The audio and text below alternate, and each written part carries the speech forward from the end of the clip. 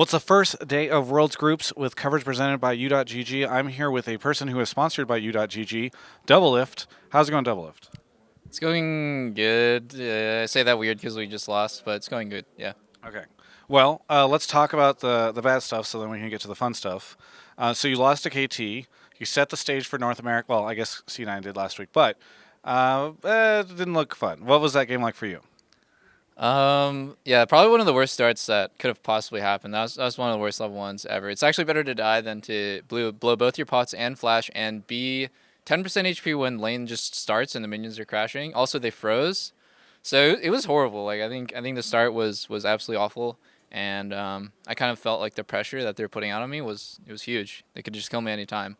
But actually in the game, like as the game was going on, I realized that they're actually playing really sloppy. They're playing weird. They're not warding well. Um, so we got a gank off, and that turned the game completely around. And then they try to force it again. We TP to counter. Like I think we read their movements really well. We read their plays really well. And then as the game went on and on, like they snuck a herald. We got their bot tower. We kept trading objectives. KT's macro was actually pretty good, but I think ours was also like pretty spot on too. And then as the game went to mid game, I think this is when people like started feeling like, oh wow, this is really bad. I felt like we were actually ahead. We're winning in dragons. We're actually playing pretty good. Couple misplays where people were dying, getting caught, sure. And then the drag that spawned where like we all died and then we lost Baron. I think that's when I realized that we were just not playing with confidence. Like old us or like current version of us playing well, we would have just said, fuck it, like let's just fight them. They're just walking up in our face, like we have to kill them. So that's when I think we were a little disconnected. And I think like mainly we were just playing too scared. First day, we're playing against huge like favored matchup for them. And like as underdogs, I think we just let the pressure get to us a little bit too much. And we weren't playing like ourselves. Like we should have just fought more. I think that's like it sounds like a really like solo queue, very barbaric thing, but yeah, we were too scared and maybe it looked like we were just slowly losing stuff, but I think we're going through good motions where like we're in position to fight, and then we just kind of don't fight. And like we talked about afterwards, like how close that game was. We should have won. We just gave the game to them for free. I don't really think they were doing anything super well. I think we just got in our own heads too much and we lost it. Olivia, you can come in if you want. Your videographer is like trying to. She's literally like She's I like a see her peeping Tom? face. Yeah. Yeah. There's a curtain right here, and she's like trying to sneak in. So, Oh yeah, this is the stuff. the Travis Doublelift interview. Got to get this for the squad episode. All right, so you lost. How bad should everyone be concerned about TL right now? Right? Is this just like now everyone's going to tilt off the earth? Ole's going to sub himself out. Like, well, the beginning of the end started right in the beginning. No, actually, like I'll be the first to admit I'm the one who fucked up the most with the level 1, and I feel like that set the game really far behind. Like Jake lost his blue buff off that, his jungle pathing got completely messed up than what he wanted, and like I basically got cheesed by like usually blue side leashes. They didn't leash. I got cheesed from the bush. That was horrible for me, and like I don't think anyone lost confidence at all. I think especially Ole, like after the game he's like, shit, I should have hit that. Like I missed my ulti so many times, or like in a crucial moment, I guess not so many times, but in a crucial moment on Syndra. It's like it's cool, it happens. And like we should have engaged a lot more, been more aggressive. He would have had more opportunities to go in if we were just more confident. So, like I don't think people should be that worried. I say that kind of hesitantly because like we're still in a really tough group. We could possibly not make it out, but I don't know. I think we're playing. I'm surprised. Like I'm really surprised how close that game was. Like next time, if we play 2% better, we're gonna win. Now, it feels as though going into this after the group draw and after play-ins, everybody feels like Fnatic is the West's only hope.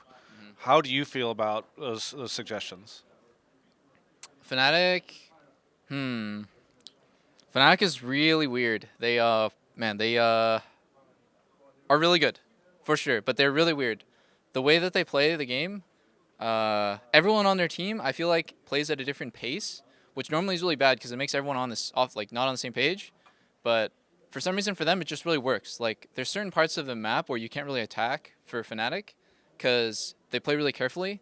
Then other parts of the map, they're playing really aggressively, and they also pick those spots to have good matchups. And they, it's like Caps and stuff. So Caps and Broxel work really together.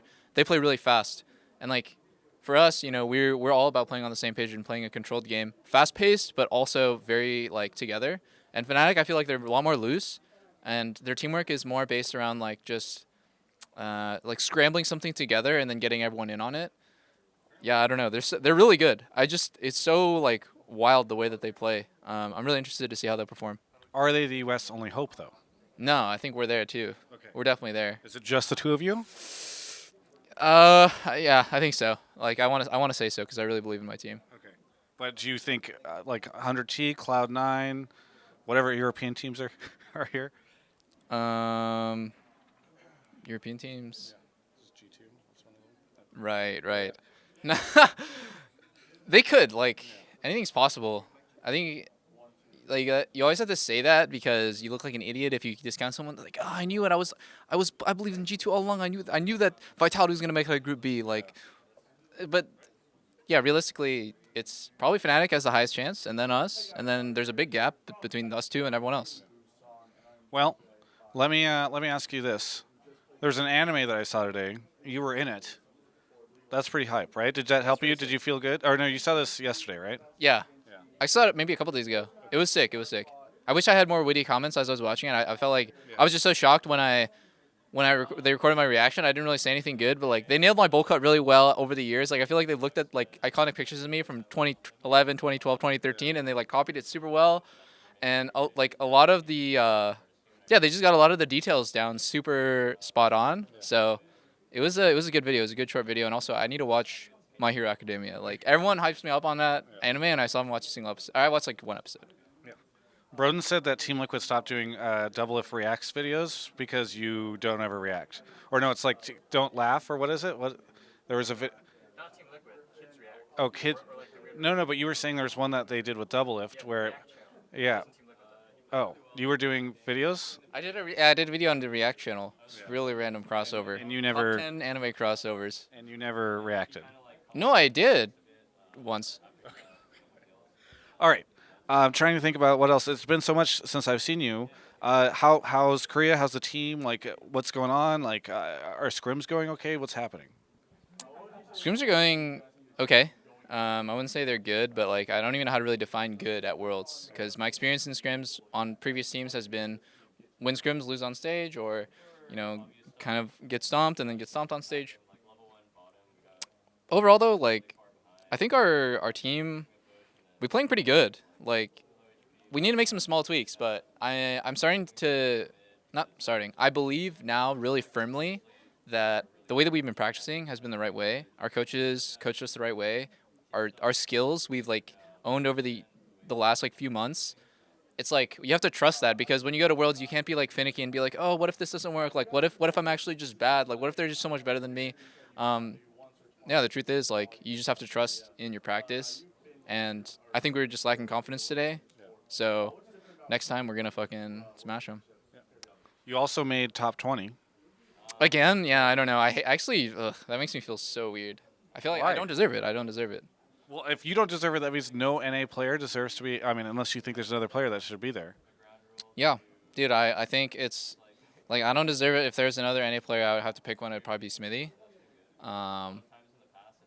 Yeah, there's like this weird thing where I feel like they just put me in just because I'm from NA and they want to have one NA player there.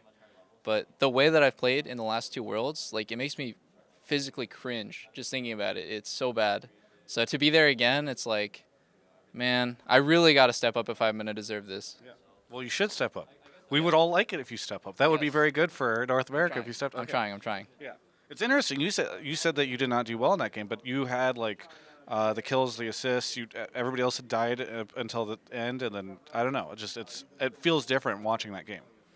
Yeah, I could have played a lot better. I think I could have.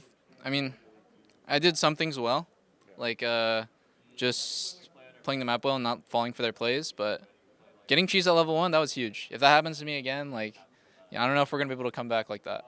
All right. What would you say to all of the fans out there who are watching this and are rooting for Team Liquid, North America, etc.?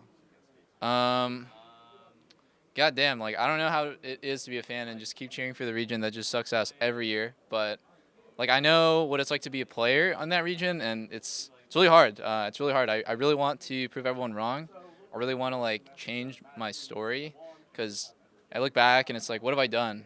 I won an ALCS, and I go to Worlds, and I shit my pants. So it's like the same story for the last few years, and it feels so bad. Like I want to like kind of kick those demons away and just change my whole career. Because if I do well at Worlds, like I really believe like I'll be remembered differently.